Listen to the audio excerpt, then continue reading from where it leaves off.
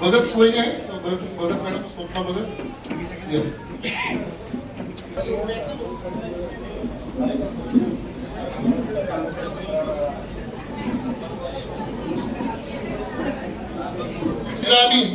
आणि दिवा युवा मोर्चाचे अध्यक्ष आले तिथे या व्यासपीठावर या.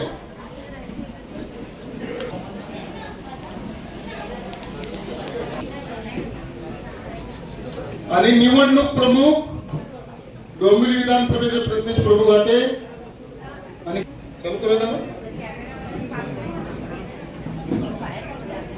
पत्रकारांना विनंती आहे एखादा फोटो वगैरे घेऊन जरा. गेले अनेक दिवस आपण सगळे वाट पाहत होतो. ती गोष्ट म्हणजे आपले सर्वांचे नेते राज्याचे सार्वजनिक बांधकाम मंत्री रवींद्र चव्हाण साहेब, पुन्हा एकदा होणारे खासदार माननीय श्रीकांत शिंदे आपल्या समोर उपस्थित झालेले आहेत. त्या सर्वांचे जोरदार सूचना दिलेल्या आहेत. त्या सूचनेचं आपण कल्याण लोकसभेमध्ये पूर्णपणे तंतोतंत पालन करणार आहोत. महायुतीच्या ज्या गोष्टी आहेत, महायुतीचे जे नियम आहेत, महायुतीच्या ज्या परंपरा आहेत, त्या सर्व आपण पाळणार आहोत. याकरिता आजचा हा डोंबिवली आणि कल्याण याच्यापुढे उल्हासनगर आहे की सकाळी 10ची वेळ असताना कार्यक्रम चेंज केलेला असताना सुद्धा लगेच बैठक पार पडली. कशाबाबत बैठक होती, काय माहिती द्या. आपणा सर्वांना माहीत आहे की कल्याण लोकसभा मतदारसंघ हा येणाऱ्या काळामध्ये एनडीएच्या माध्यमातून डॉक्टर श्रीकांत शिंदेजी हे या मतदारसंघामध्ये गेली 10 वर्ष लोकसभा खासदार म्हणून काम करत आहेत. आदरणीय महाराष्ट्र राज्याचे मुख्यमंत्री एकनाथराव शिंदे यांच्या नेतृत्वामध्ये आदरणीय देवेंद्रजी आणि अजितदादा या तिघांच्या नेतृत्वामध्ये या मतदारसंघामध्ये सातत्याने विकासात्मक कामांमध्ये स्वतः लक्ष घालतात. आचारसंहिता लागल्यापासून भारतीय जनता पार्टीच्या सर्व कार्यकर्त्यांमध्ये एक उत्साह आहे. देशाचे पंतप्रधान नरेंद्र मोदींना जिंकून आणण्यासाठी एनडीएचा उमेदवार कोण असणार आहे त्याची सर्वांना कल्पना आहे. या ठिकाणी कोणत्याही प्रकारची स्पर्धा नाही. डॉक्टर श्रीकांत शिंदेजी हे एकमेव एनडीएचे उमेदवार म्हणून या ठिकाणी इच्छुक आहेत. त्यामुळे भारतीय जनता पार्टीच्या सर्व कार्यकर्त्यांना काम सुरू करण्यासाठी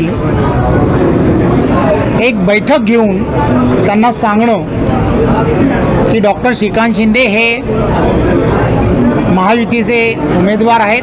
आपण सर्वांनी त्यांच्या निवडणुकीच्या कामाला सुरुवात करावी आणि म्हणून डॉक्टर श्रीकांत शिंदेजींनी सुद्धा 2दा पदाधिकाऱ्यांशी संपर्क साधले होते की एकदा सर्व पदाधिकाऱ्यांना एकत्रपणे आम्हाला भेटायचं आहे आणि म्हणून डोंबिवली भागातील सर्व कार्यकर्त्यांना पदाधिकाऱ्यांना आज एकत्र बोलवून त्यांच्याशी सगळ्यांची भेट डॉक्टर श्रीकांत शिंदे यांनी केली. सर्व भारतीय जनता पार्टीचे प्रमुख कार्यकर्ते पदाधिकारी आज या बैठकीला उपस्थित होते. कार्यकर्त्यांमध्ये प्रचंड उत्साह आहे.